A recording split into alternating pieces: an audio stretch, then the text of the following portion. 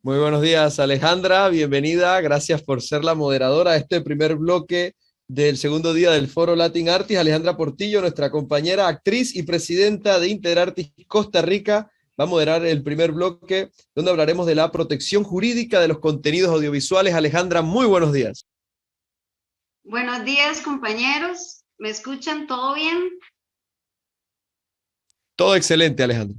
Ok, es un gusto para mí saludarlos desde Costa Rica. Soy la presidenta de Interartist Costa Rica y realmente es un placer estar nuevamente con todos ustedes, compañeros, dándole inicio a la segunda jornada del Foro Iberoamericano sobre creaciones audiovisuales con esta temática tan importante para todos nosotros los creadores del audiovisual, con el título El actor y el autor en el laberinto digital. Es para mí muy valioso el hecho de que a través de ahora la vía virtual podamos llegar a tantas personas que no solo nos están viendo, muchas en vivo, sino también luego quedará este material para consultar, para preguntar, para seguir investigando en esta misión que tenemos todos, al menos yo desde lo artístico, de seguirnos formando en pro de que mejoren siempre nuestras condiciones y sean respetados nuestros derechos, compañeros.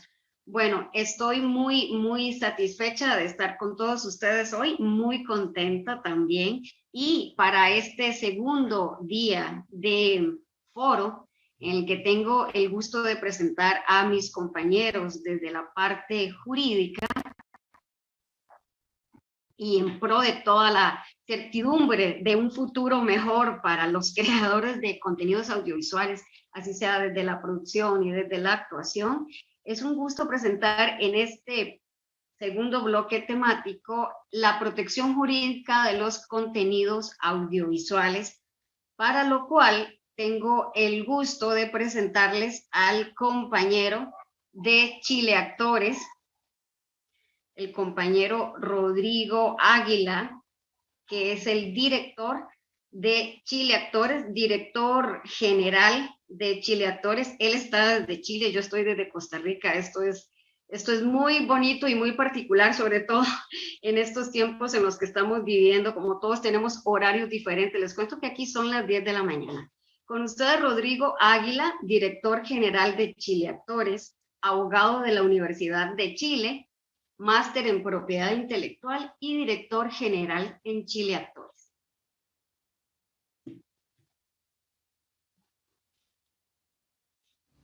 Hola, gracias por la invitación a este foro internacional sobre interpretaciones audiovisuales.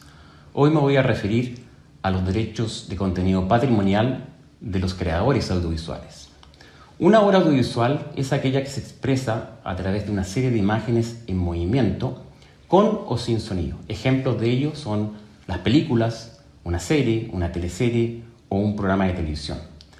Creadores audiovisuales son los que generan este contenido. Existen autores audiovisuales como los directores y los guionistas y los artistas e intérpretes, que son, por ejemplo, los actores de imagen y de voz y los bailarines. Los derechos de contenido patrimonial, a diferencia de lo que ocurre con los derechos morales que serán vistos por otro colega en este foro, dicen relación con el aprovechamiento económico de las obras.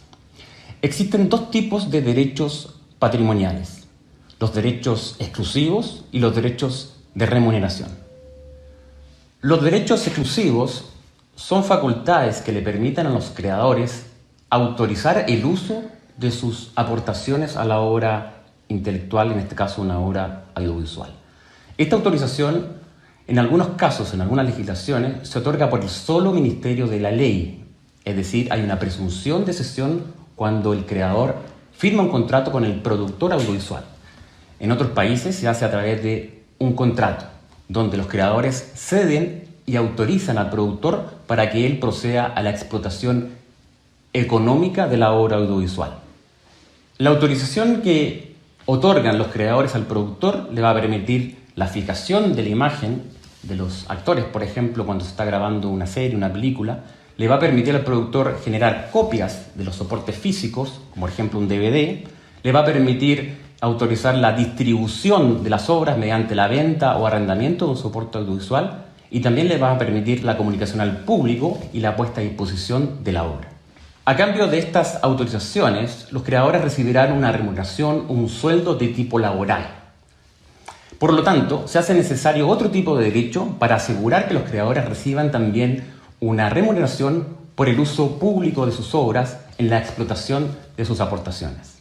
De ahí la importancia de los derechos de remuneración, que son facultades de cobrar un derecho sin la facultad de autorizar o prohibir. Esos son los derechos exclusivos. El derecho de remuneración permite que los creadores reciban un pequeño porcentaje en la explotación de las obras audiovisuales en las cuales han participado. Los derechos de remuneración son irrenunciables e intransferibles, es decir, no se pueden ceder, aunque lo desee el creador, al productor o a otra persona.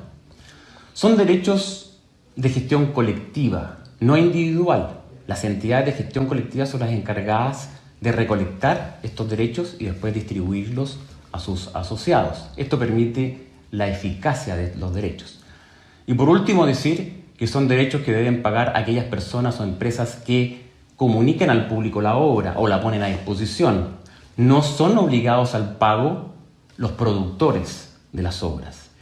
¿Quiénes explotan las obras? Por ejemplo, los canales de televisión, los operadores de edición de pago, las salas de cine y, por supuesto, las plataformas digitales de streaming como Netflix, Amazon, HBO, etc. Bien, hasta acá queda este pequeño resumen sobre derechos patrimoniales. Quedo atento a las consultas que puedan tener al final del bloque. Muchas gracias.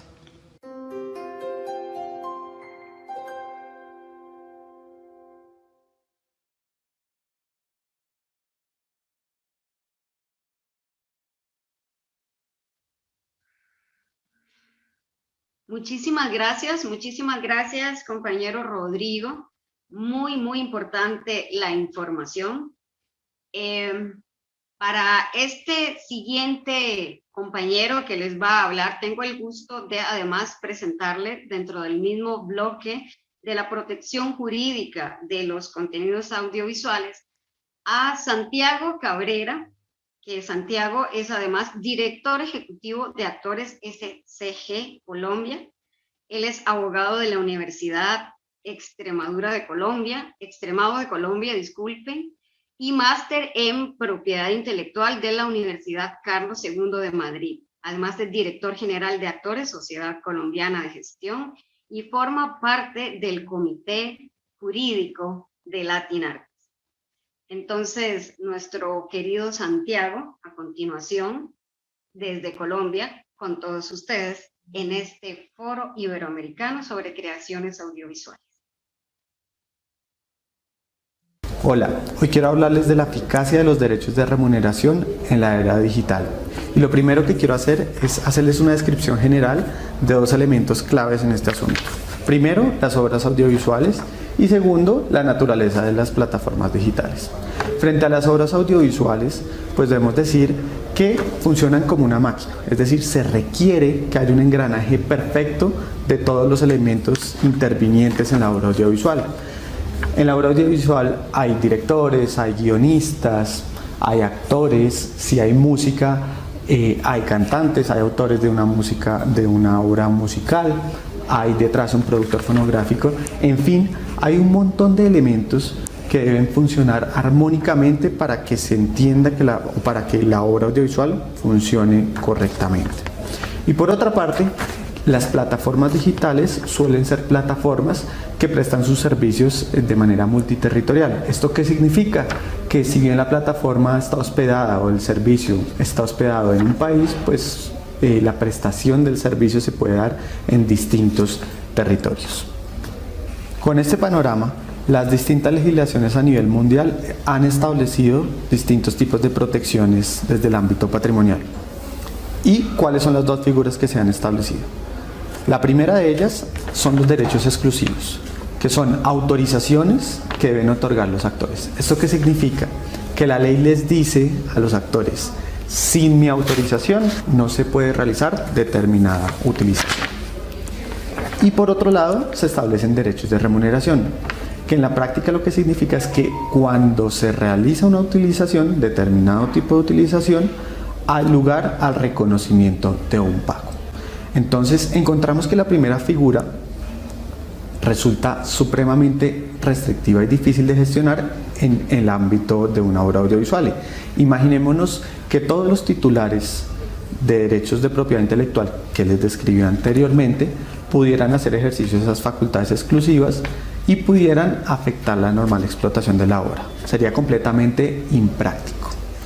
De allí que los derechos de remuneración cobren una mayor relevancia. ¿Por qué? Porque permiten la utilización normal de la obra, la explotación normal de la obra, pero también garantiza un adecuado pago a los titulares de derechos de propiedad intelectual. Sin embargo, estos derechos de remuneración deben ser dotados de dos elementos fundamentales. El primero de ellos, la irrenunciabilidad. ¿Para qué? Para que el actor se desentienda de la negociación de este derecho de cara al productor y que esté garantizado que en todo caso su derecho será respetado. Y por otra parte, se requiere que estos derechos sean administrados por las sociedades de gestión colectiva para garantizar el derecho de los actores. ¿Por qué?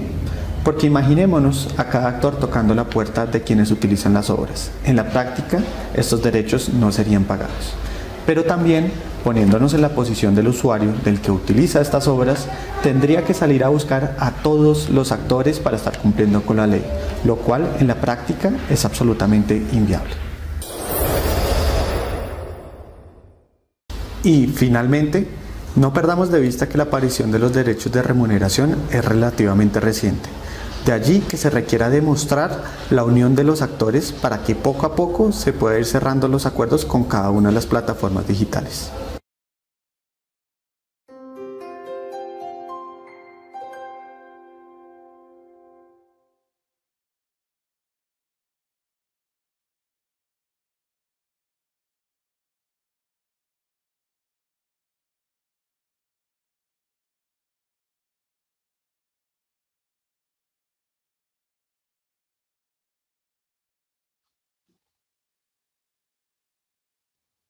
Excelente, muchísimas gracias al compañero Santiago Cabrera, que nos estaba tocando este tema fundamental de la eficacia de los derechos de remuneración en la era digital, tema vital no solo para todos nosotros los artistas, sino también un tema de necesidad de conocimiento de todos los especialistas en el área jurídica de cada país, de los que estamos involucrados en este hermoso proyecto que conlleva Latin Artists hace muchísimos años, de aglutinar y reunirnos a todos para ejercer y cumplir con el tema de nuestros derechos en propiedad intelectual. Les quiero recordar a todas las personas que nos están viendo que todas las preguntas las pueden ir haciendo a través del canal de YouTube también, para que nuestros compañeros puedan responderlas al final de la ponencia de cada uno de ellos.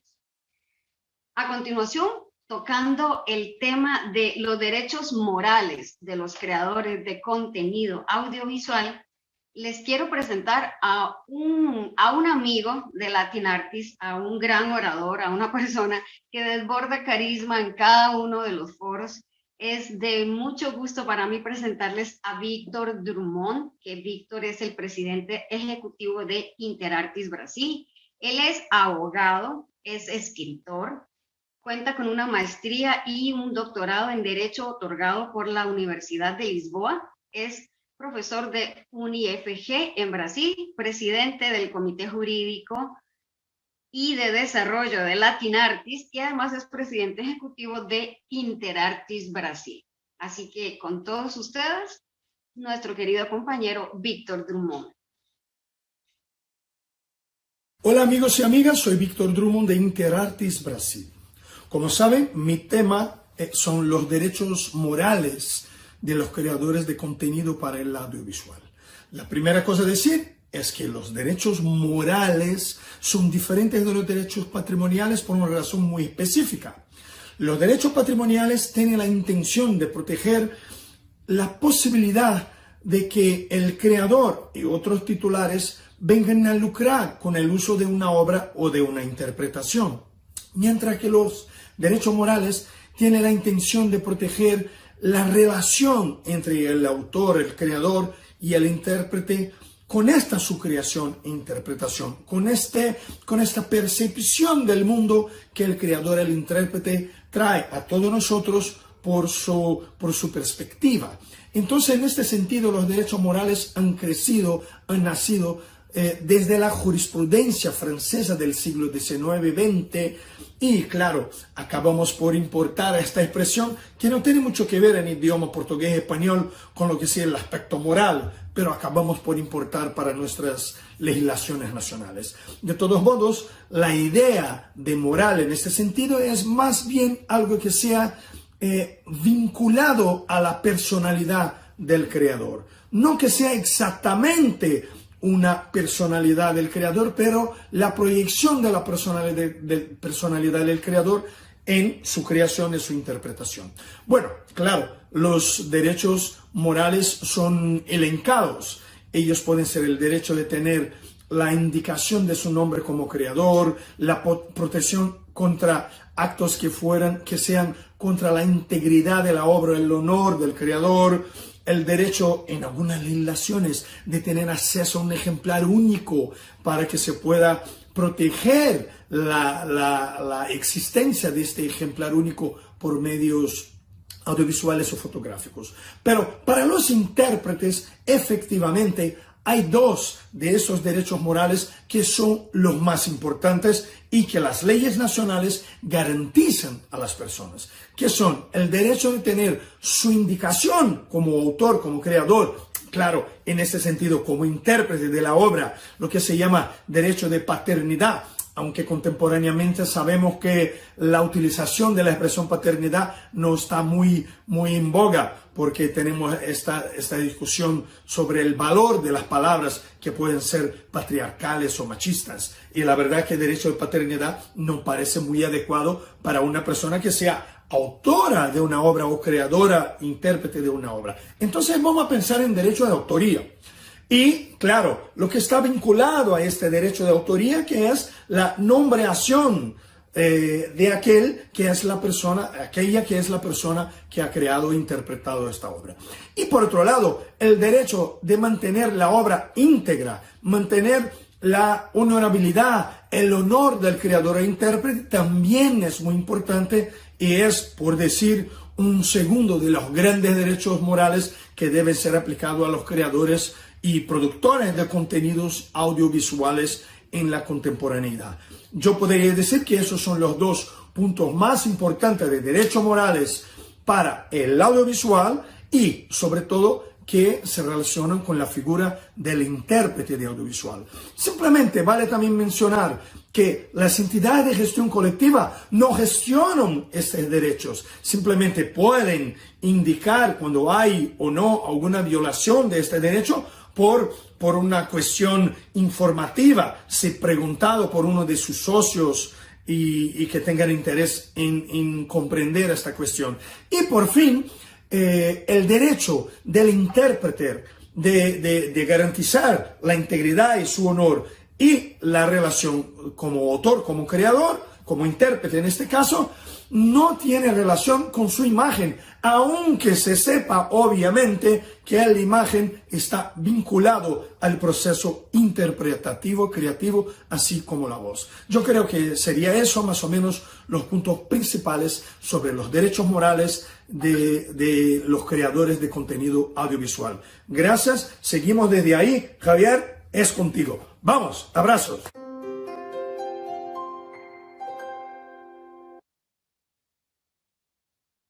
Bueno, y ciertamente, como acabamos de escuchar a nuestro compañero Víctor Drummond desde Brasil, lo que viene a continuación es otro compañero, y con esto tengo como el gran orgullo de decir que sí, ciertamente es un compañero más de Latin Artist.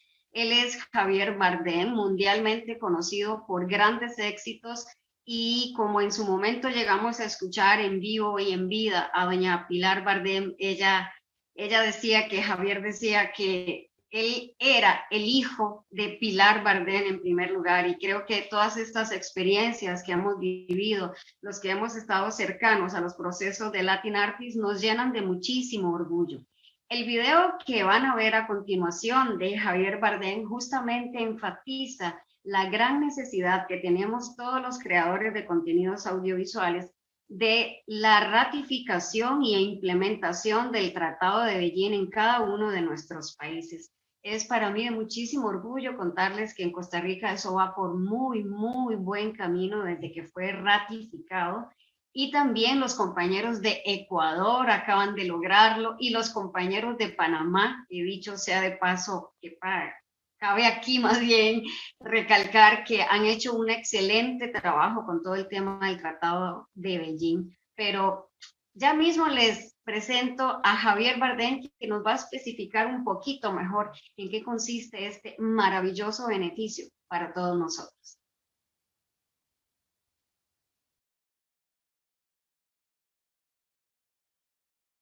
El Tratado de Beijing es lo más importante que nos ha pasado a los actores desde la invención del cinematógrafo.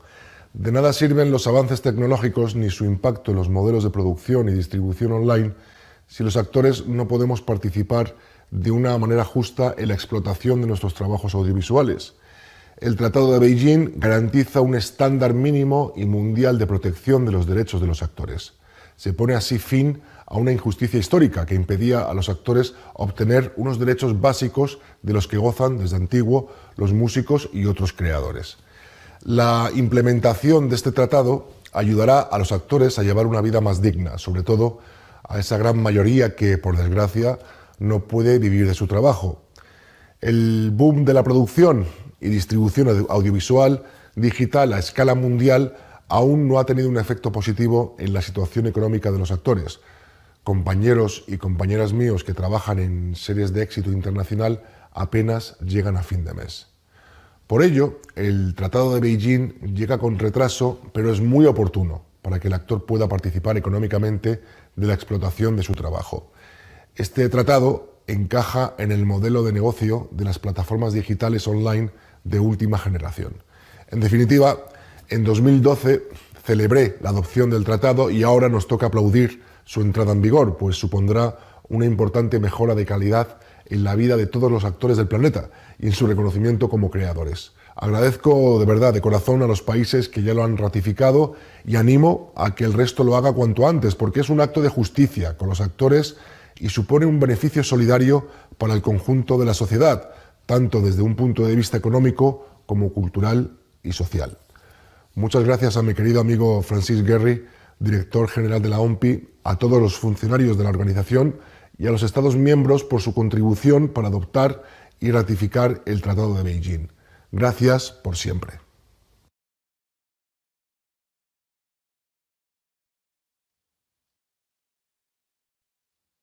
Y pues bueno, como ya lo escucharon, más bien muchísimas gracias a él por también tomar esta bandera y levantar el puño en nombre de todos los que somos creadores de contenidos audiovisuales, que como bien lo sabemos, ha cobrado tantísimo peso y valor justamente en estas épocas de pandemia, donde todos recurríamos al tema del audiovisual para tratar de olvidarnos de las situaciones y mejorar nuestra calidad de vida.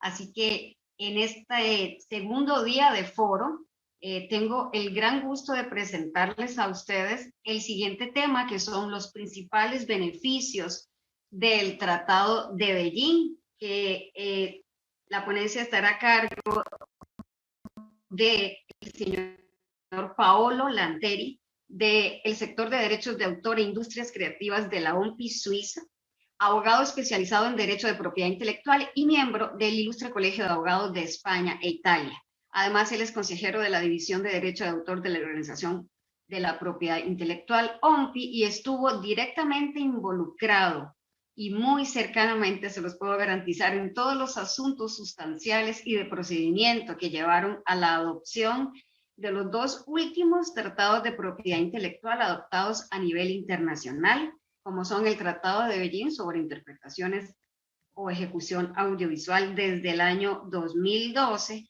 y también el Tratado de Marrakech, que es el que facilita a las personas con discapacidad visual o con alguna discapacidad de lectura en el año 2003. Él gestiona una serie de proyectos en áreas en la intersección entre la ley de derechos de autor y las nuevas tecnologías, como intermediarios de Internet, contenido generado por el usuario, protección de software y videojuegos y los nuevos modelos de negocio que son iniciativas de acceso al conocimiento y esquemas de licencias emergentes. Sin más, lo dejamos con el señor Paolo Lantelli. Buenos días y buenas tardes a toda la comunidad de Latin Artists. Les mando un gran saludo y un abrazo desde mi oficina en la OMPI en Ginebra, en esta tarde muy fría del invierno suizo.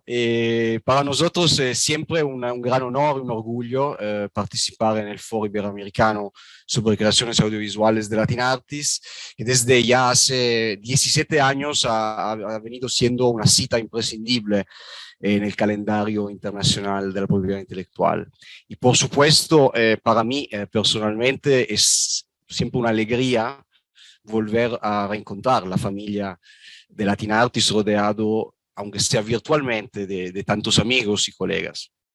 O sea, me he quedado pensando esta tarde, preparando estas palabras, que hablar de las principales ventajas del Tratado de Beijing en un foro de Latin Artists es un poco como ir a Nápoles para explicar las virtudes de la pizza o ir en Patagonia para promover el asado, el consumo del asado. Es seguramente difícil equivocarse, pero al mismo tiempo es complicado contarles algo que ya ustedes no conocen, no sepan.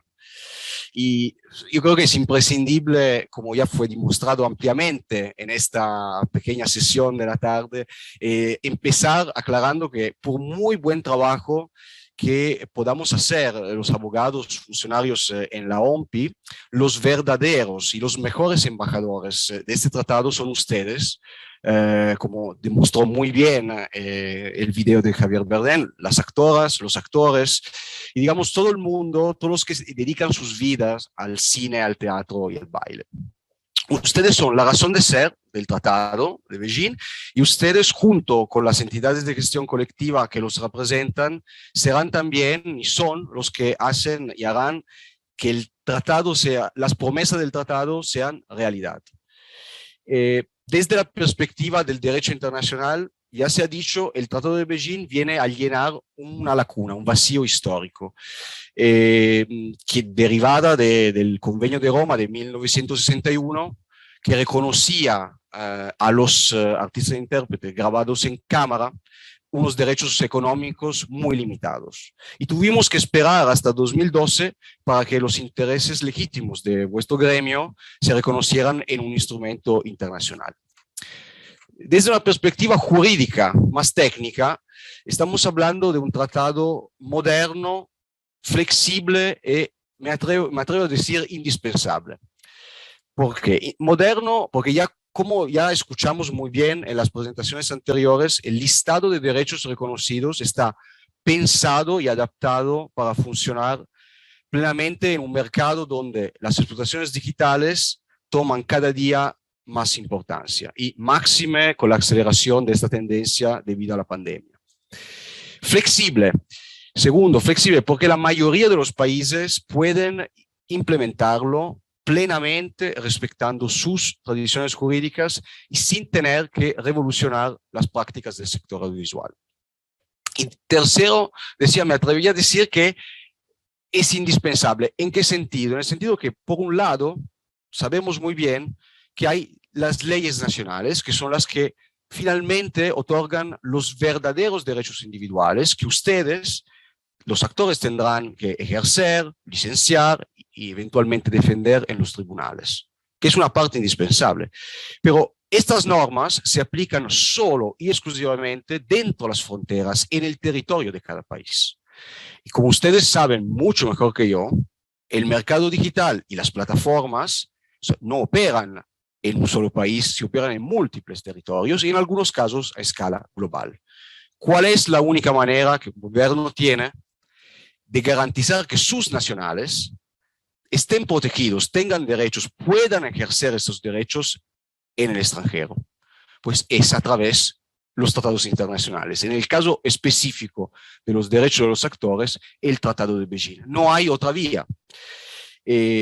Añadido a estos elementos técnicos, jurídicos, yo creo que hemos venido observando otro efecto del tratado, un efecto más transversal, más allá de temas específicos de derecho de autor y derechos conexos, que es el siguiente, que cuando un país se plantea la posibilidad, la oportunidad de ratificar el Tratado de Beijing, se crea una ocasión, se crea una gran ocasión de sensibilizar la clase política sobre las condiciones económicas y laborales de vuestro gremio y en general sobre el mundo del audiovisual y de la cultura. En definitiva, puede abrirse la puerta para un debate más amplio sobre la necesidad de actuar políticas culturales eficaces y puestas al día. Desde la conferencia diplomática que dio a la luz este tratado histórico de Beijing en junio de 2012, la OMPI, al lado de instituciones hermanas y asociaciones como Latinartis o la Federación Internacional de Actores, no ha ahorrado ningún esfuerzo para dar a conocer y promover este instrumento en los 5 continentes. Y en plena pandemia pudimos celebrar, aunque solo virtualmente, nos queda la celebración verdadera en presencia, su entrada en vigor el 28 de abril 2020. Hoy en día el tratado ya tiene 43 partes contratantes, o sea, 42 países, y sabemos que muchos países, otros países, sobre todo el continente latinoamericano, están muy cerca de completar el proceso de ratificación. Y a pesar de todos esos importantes avances alcanzados en estos 9 años y medio que nos separan de la adopción, mucho queda por hacer y todos los beneficios que acabo de listar, de mencionar, se producirán de una manera proporcional al alcance geográfico del tratado mismo, es decir, proporcional al número de países que lo ratificarán. Y también dependerán estos efectos de la manera en la cual estos países lo implementarán a nivel nacional. O sea, allí hay 2 pautas de trabajo futuro y nuestro compromiso sigue intacto, pero como les decía al principio, no hay mejor embajador del Tratado de Beijing que ustedes, que los actores. Así que la OMPI sigue aquí, a pie del cañón, para trabajar juntos hacia una plena realización del gran potencial que tiene este histórico tratado. Y muchas gracias otra vez por tenernos aquí.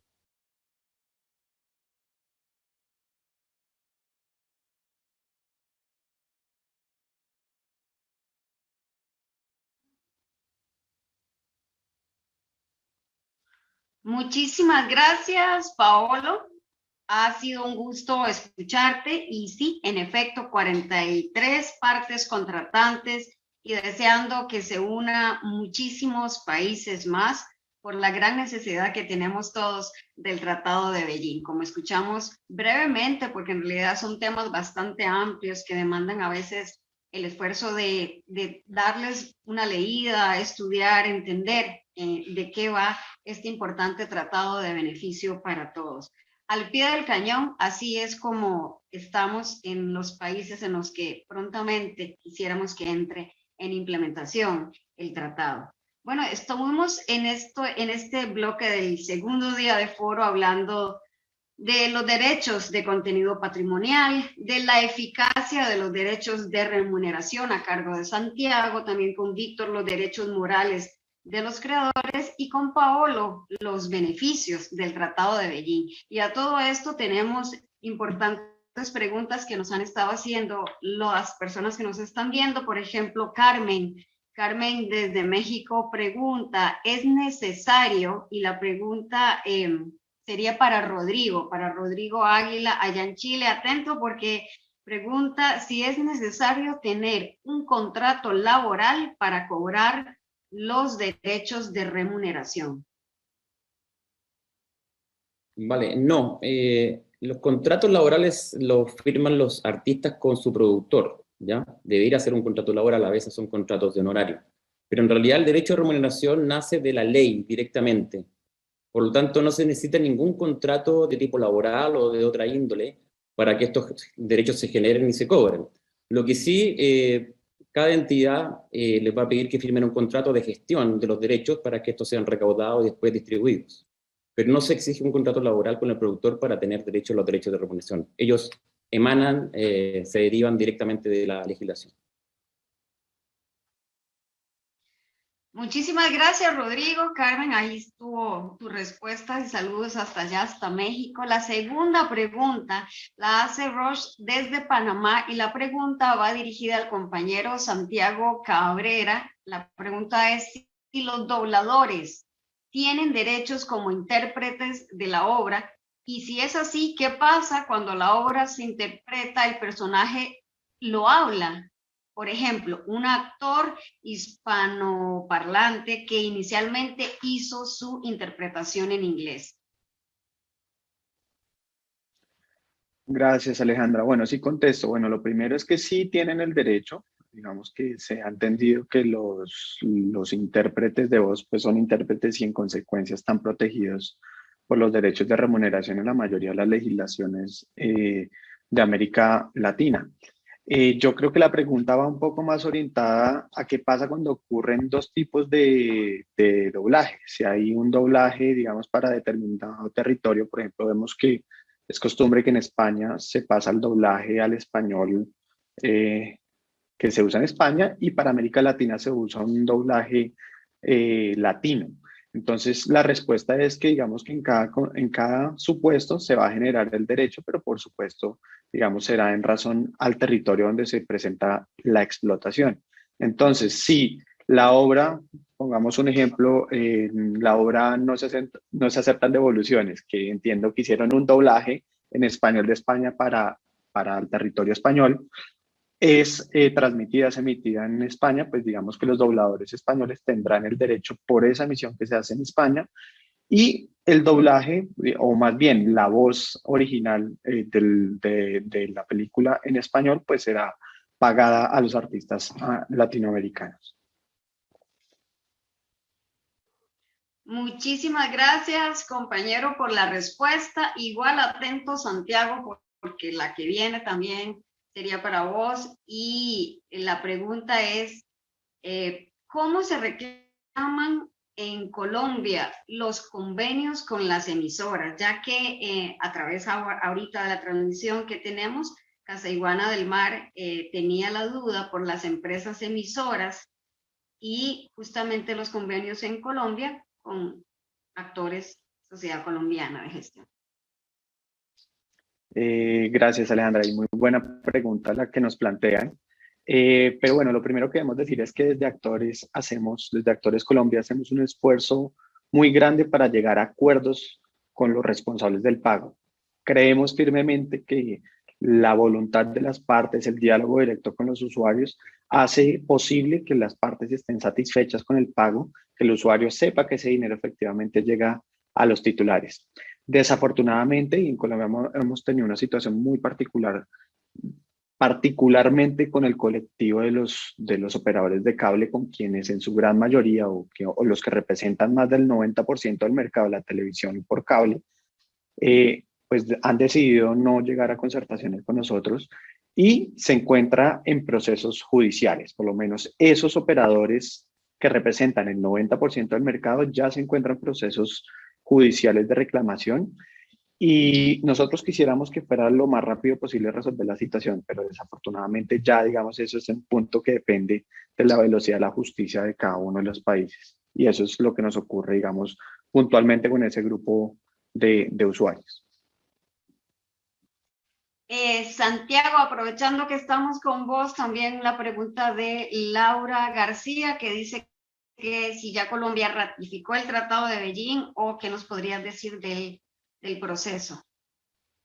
Bueno, Laura, frente a esto debemos decirte y que a pesar de que se han realizado muchos esfuerzos por ratificar el Tratado de Beijing, en Colombia sucedió lo impredecible y es que para su ratificación debía ser aprobada por el Congreso de la República en sus 4 debates y eso ocurrió. Sin embargo, para al momento de la sanción presidencial, se evidenció que se había incurrido en un error de forma. En una publicación no había quedado una página del tratado, con lo cual se cayó desafortunadamente esa ratificación. Actualmente, el Tratado de Beijing, impulsado por nuestra sociedad y por el Ministerio del Interior, está siendo nuevamente debatido en el Congreso de la República. Ya surtió el primer debate y esperamos que pueda surtir los 3 debates restantes antes de que se acabe la próxima legislatura, es decir, antes de julio del próximo año, para que sea ratificado. Pero es muy importante que tengas en cuenta que la mayoría de los contenidos, o sea, del ámbito de protección que trae el Tratado de Beijing, ya de facto se encuentra implementada en la ley colombiana. Entonces, la ley FANEMIC, la ley 1403, es un reflejo del máximo deseo del Tratado de Beijing, y es que se reconozcan derechos de remuneración a los artistas.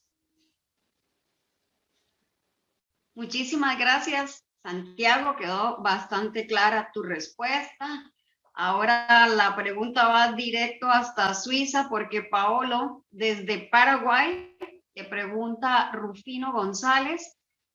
Luego de la entrada en vigor del Tratado de Beijing, ¿se ha sentido algún impacto de más países iniciando el proceso de ratificación? Te la repito, luego de entrar en vigor el tratado, ¿ha tenido algún impacto de más países iniciando el proceso de ratificación?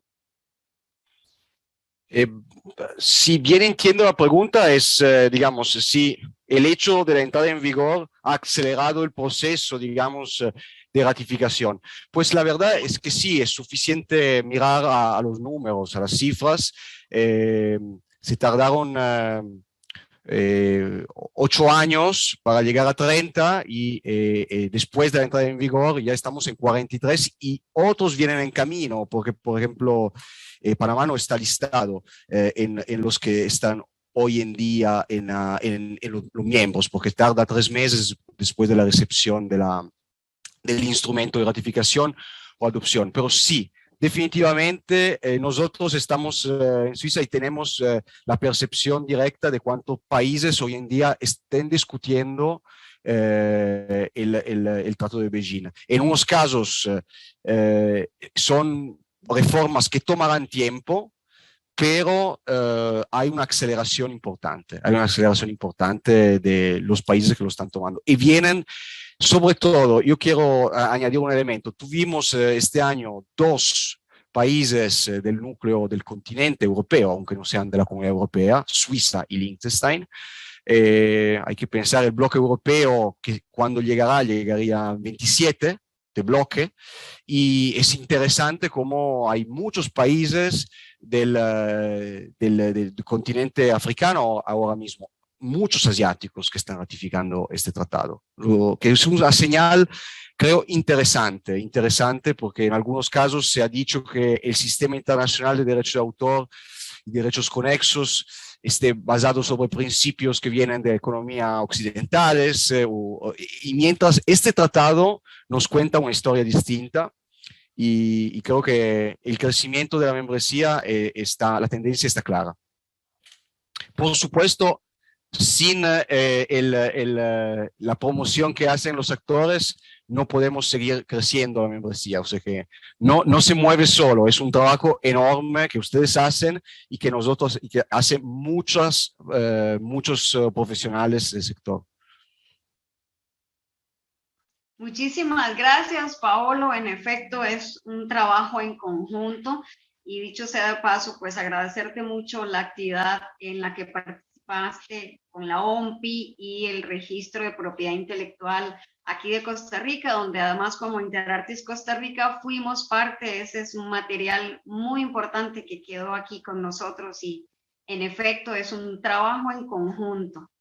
Gracias, Paolo. La siguiente pregunta va hasta Brasil con nuestro compañero Víctor, que te pregunta Ignacia Valenzuela, desde Chile te pregunta. ¿Hay alguna forma, Víctor, hay alguna forma de perder los derechos morales de una obra? Gracias, Ale. Muy buena pregunta, muy buena pregunta. La verdad es que los llamados derechos morales, ellos tienen esta característica de que son irrenunciables e inalienables. O sea, alguien no puede, por decir popularmente, abrir mano de los derechos, y tampoco estos derechos no pueden ser objeto de cesión o de transferencia, efectivamente. Lo que sí es muy importante también, además de eso, es comprender que en algunos sitios puede ocurrir de que hay una no comprensión de esta relación entre los derechos que están vinculados, por decir, a la propia personalidad del creador, del intérprete, y el valor económico. Y con eso agrego una otra cosa muy importante. Esta característica de renunciabilidad e inalienabilidad es una consecuencia de la ley. Las leyes van a indicar estas dos características, no poder abrir mano ni transferir, como un intento y una eficacia de impedir que estas situaciones ocurran. O sea, es una protección para quien está en una situación de más debilidad. Claro que sabemos que grandes productores, grandes empresas de la industria tienen la posibilidad de poner los contratos para que sean firmados por los artistas sin muchas negociaciones o ninguna. Entonces, esta característica de poner algunos derechos como irrenunciables e inalienables es una tradición de los derechos morales en el derecho de autor, y también se fue agregada a estos derechos llamados derechos de remuneración. ¿Y por qué es importante hacer esta distinción? Porque los derechos de remuneración sí tienen un valor económico, exclusivamente económico, pero por esta característica de protección en contra de esta debilidad, llevan esta condición de ser irrenunciable e inalienable. Y mira que aquí en Brasil, por ejemplo, que tenemos una discusión muy larga, muy diferente que en otros países sobre la existencia de derechos de remuneración o exclusivos. O sea, no tenemos una ley, como ejemplo, como la de Chile y Colombia, que los derechos de remuneración están muy claramente determinados. Hay empresas que están poniendo contratos para decir que los artistas vengan a abrir mano de eventuales derechos de remuneración o derechos que vengan a ser recaudados por entidades de gestión colectiva o algo parecido. En mi opinión, estas cláusulas son totalmente ilegales, son nulas y, claro, tiene que ser discutidas muy abiertamente en el entorno de audiovisual aquí de mi país. Seguramente, y como sabemos, la ley de Chile y Colombia ya no permiten cláusulas de esta naturaleza, porque la ley es muy clara y dice son irrenunciables. Si no dicen que son irrenunciables o inalienables, tiene una indicación muy precisa de que, independiente del contrato, estos derechos serán ejercidos por la entidad de gestión colectiva o en la forma de remuneración. Entonces es muy importante indicar estas cuestiones para que los artistas no puedan caer en estas trampas, estas ilicitudes, ilegalidades y trampas que muchas veces están presentes en los mercados. Gracias, mi amor. Muchísimas gracias a vos, Víctor. Creo que siempre admiro tu forma tan clara de explicar las cosas, que nos queda súper fácil de entender, y además con todo tu carisma desde allá, desde Brasil. Es muy importante y muy bueno esto de saber que estamos conectados desde tantos lugares, pero contestándole en vivo a todas las personas que nos han hecho preguntas. En este segundo día de foro vamos a ir a un breve receso. Yo me despido de ustedes, compañeros. Fue un gusto compartir y seguimos aquí con muchísima más información. Gracias, Rodrigo, Santiago, Paolo y Víctor. Que siga el foro. Alejandra, parece que Abel quiere aclarar alguna cosa. Nos dice aquí en el chat privado.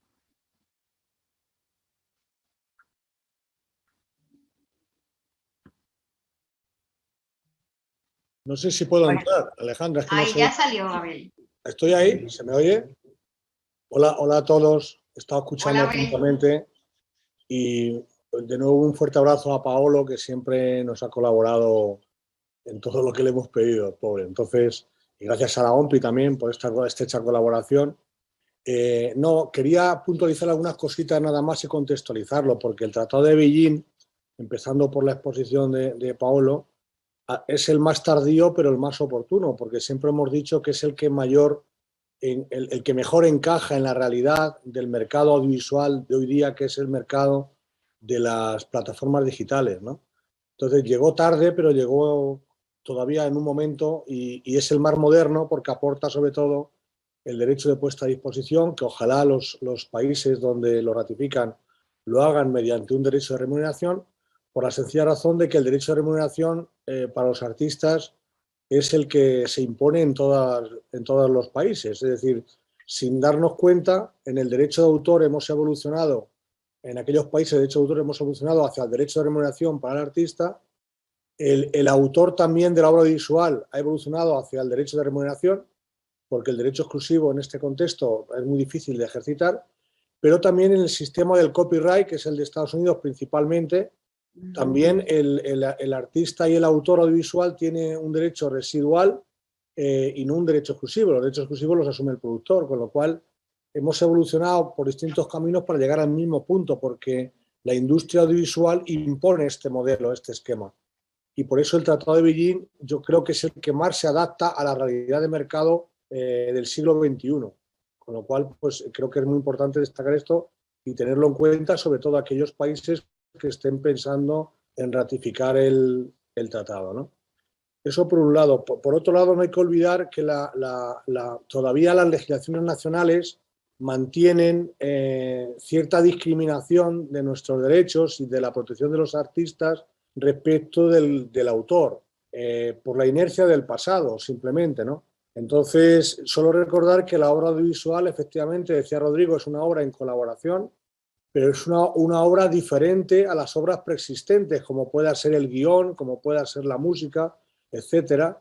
Y qué duda cabe que de la obra audiovisual de ficción, es decir, cine, series y demás, el protagonista, valga la redundancia, es el actor, porque los derechos de autor, donde se manifiestan, son derechos de contenido económico, se manifiestan en la fase de explotación de las obras y es ahí donde los actores son fundamentales. Todos los elementos son importantísimos, pero en cualquier caso el de los actores lo son también. Y entonces, por ejemplo, cuando se regulan los derechos morales que apuntaba Víctor, debemos saber que siendo el actor el único elemento creativo que da su cara, que presta su imagen personal a la obra audiovisual, sin embargo, los derechos morales son a menor nivel de protección que los del autor, que con perdón está escondido detrás de la cámara, él no aparece en la cámara y que se expone menos, ¿no? Entonces todavía hay muchos aspectos, por suerte o por desgracia, muchos aspectos de ir evolucionando e ir intentando que la realidad o que el derecho, que siempre va por detrás de la realidad, se vaya ajustando cada vez más a esa realidad. Nada más, solo quería contextualizar esto, muchas gracias y perdonad los ponentes por mi intromisión aquí. No, Abel, valiosísimas tus palabras, muchísimas gracias. Estoy segura que todas las actrices y los actores somos los que más celebraremos el Tratado de Beijing, porque lo que estamos ansiosos es seguir escuchando la palabra acción y, como nos dijo Pilar en uno de los foros, queriendo siempre que nos suene el teléfono para saber cuál nuevo audiovisual está en la mira de trabajo, porque los actores queremos trabajar y queremos tener dignidad en nuestro trabajo. Ahora yo sí. En eso soy muy optimista, a pesar de todos los circunstancias actuales, lo dije ayer, y el Tratado de Beijing va a ayudar más todavía a internacionalizar el trabajo, la explotación de las obras, porque es el gran vehículo, el soporte jurídico que va a permitir la circulación de los contenidos de manera adecuada entre los países. Entonces, digamos que han concurrido en esta cuarta revolución industrial el Tratado de Beijing junto con esta nueva forma de producir, y los actores, directores y guionistas están ya preparados para afrontar ese reto. Pues que así sea. Abel, muchísimas gracias a todos. Continuamos en el foro luego de un breve receso. Gracias.